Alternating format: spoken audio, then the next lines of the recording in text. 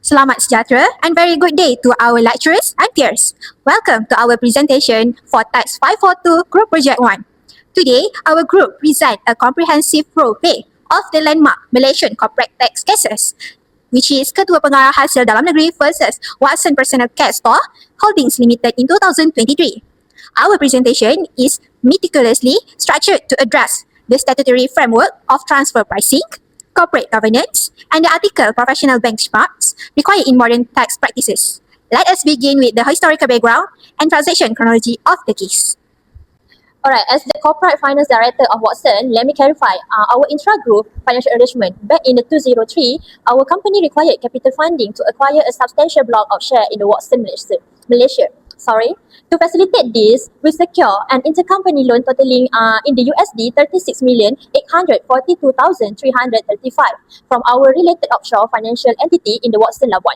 So later, in the year 2012, an additional loan of USD 1,236,000 was executed for the further corporate acquisition. Under of our official intercompany agreement, we contractually agreed to pay an annual interest rate calculated at 3% plus the London interbank offer rate, which is LIBOR. Crucially, the principal sum was structured to be repayable on demand by Watson Labuan because this is borrowing were utilized directly to produce our corporate income. We clip the corresponding interest expenses as statutory tax deduction. Okay, so greetings to everyone. I represent the Inland Revenue Board of Malaysia. Let me explain our statutory role on the action led to this dispute. The primary role of the RRBM is to safeguard national revenue, enforce tax compliance, and ensure that cross-border transactions between associate corporate enterprise strictly adhere to the arm's length principle under Section 140A of the Income Tax Act 1967. Okay, so during our risk-based audit cycle, we issue Form M&E to Watson to scrutinize their border transaction for the year assessment 2010 to 2012. Our audit team discovered that Watson had been servicing and deducting millions in interest expenses for over a decade without executing a single capital repayment toward the principal sum. So, consequently, on December 29, 2014, the RIBM exercised its statutory powers to completely disallow this interest deduction, adjusting the arm's length interest rate to 0%.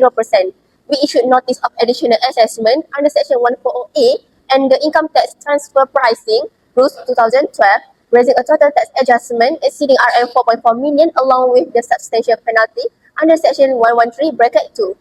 This brings us to the core tax issue dispute between the taxpayer and revenue. The primary legal issue is whether Section 140A of the ITA 1967 grants the Director General the absolute authority to entirely recharacterize a legitimate intercompany loan structure and substitute a 0% interest rate without providing an empirical benchmarking study. From a tax audit and corporate compliance perspective, this issue is profoundly significant because it establishes whether the tax authority can make subjective adjustment or if they must follow strict scientific transfer pricing methodologies. This legal battle brings us to an essential ethical dilemma. For corporate taxpayer, the ethical dilemma involves finding the line between legitimate tax planning and aggressive avoidance. However, there is an equal professional dilemma for tax regulator. It is ethical for an enforcement agency to bypass established scientific transfer pricing method to aggressively maximize tax collection. As future practitioners, we recognize that hiding income or manipulating items is completely unethical, but tax enforcement must also remain fair. Okay, let us analyze the stakeholder effect by this case. The key stakeholders are the taxpayer, the IRB, the government, and the wider society of honest taxpayer. If the revenue makes arbitrary adjustment, the individual taxpayer face unfair financial strain. However, if corporations sift profit uncompetitively, public funds suffer. True tax justice required, the enforcement is based on solid legal principle which protect public trust in the country economy system. Okay, so let me present the RIBM solid legal defense. Under Rule 8(1)(b) of the Transfer Pricing Rules 2012, the Director General is fully empowered to disregard any controlled transaction structure if its terms differ from what independent parties behaving in a commercially rational manner would adopt. Okay. So no independent commercial lender would permit millions of dollars to remain outstanding for over a decade without demanding a fixed capital repayment schedule. This arrangement less commercial rationable. Therefore, under Section 140A, we acted correctly by disregarding the transaction structure, disallowing the interest and adjusting the rate to 0%. Our rationale was supported by verified economic concept of commercial lending found on reputable financial platform like Investopedia. With all due respect, Encik Azlan, the position is legally flawed under Malaysia tax law. Watson agreement are clear. First, Section 140A bracket 3 allow the DGIR to substitute the transaction price to reflect an arm-length price, but it does not grant the power to completely disallow a genuine, legally binding business expense down to 0% without proving what a market rate should be.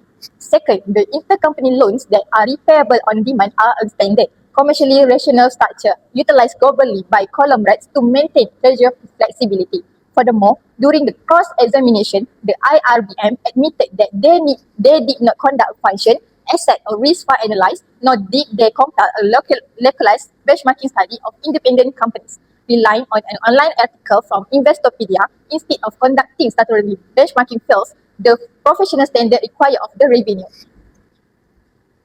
Alright, evaluating both sides, it is legally clear that the taxpayer, Watson, possesses the stronger argument. Based on this, the tax legislation must be applied based on empirical facts and explicit statutory text. The DGIR carries the burden of proof to present concentrate, probative evidence such as a specialized comparable market study before disrupting a taxpayer's corporate structure. Bypassing statutory guidelines in favor of generic internet explanation is legally unsustainable.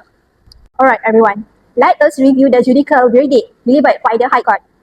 After reviewing the appeal brought by the DGIR against the Special Commissioners of Income Tax (SCIT), the High Court firmly dismissed the DGIR's appeal and upheld the SCIT's deciding order in favor in Watson's.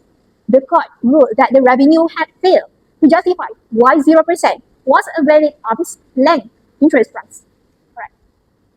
Analyzing the legal principles applies, the court emphasized that under Rule 8, bracket 2 of the TP rules, if the DGIR disregards the transaction structure, they must substitute in with a structure and price that independent parties would have adopted in reality. They cannot simply cancel the deduction and leave a vacuum. Alright. Furthermore, as established in precedents like Edward versus Baristo, appellate courts will not disturb findings of fact made by specialized tax tribunals like the SCIT unless there is a manifest error of law or a total absence of probative evidence. This decision is fully consistent with underlying objective of Malaysian tax law. The primary purpose of the ITA 1967 is to create a predictable, transparent, and equitable tax regime. By restraining the tax authority from executing arbitrary assessment without proper FAR analysis, the judiciary protects the integrity of the assessment system. Moving forward, the IRBM cannot raise transfer pricing adjustment on related party or cross-border payment based on subjective opinions. They must conduct a comprehensive, localized benchmarking analysis to defend their adjustment. This highlights why maintaining meticulously contemporary transfer pricing documentation and reviews record keeping under Section 82 of the ITA 1967 are completely non-negotiable for professional tax practice. Okay, so from an enforcement perspective, we accept this standard. It means our tax auditor must raise their professional work ethics and maintain strict adherence to statutory guidelines. To minimize compliance conflict with the IRBM, corporate taxpayers must adopt proactive compliance strategies. Exactly, we recommend 3 core practical strategies for corporate taxpayer. First, advanced pricing arrangement (APAS). The taxpayer should engage proactive with the IRBM to pre-agree on transfer price methodologies for long-term cross-border transaction. And the second one is robust commercial justification. Document the commercial necessity of irregular loans terms such as repayable on demand clause with explicit minutes of corporate board meetings. And the last one, annual benchmarking reference. Update financial indicators annually using verified transfer pricing database like Broman or Thomson Reuters rather than leaving them unreviewed. Falling to adhere to this rule result in a severe consequences from both legal and ethical standpoint. Legally and financially, company face massive bad tax, state penalty under subsection 113, bracket 2, and expensive litigation costs. Ethically, public corporate battles damage and brand public reputation and compromise investor relations.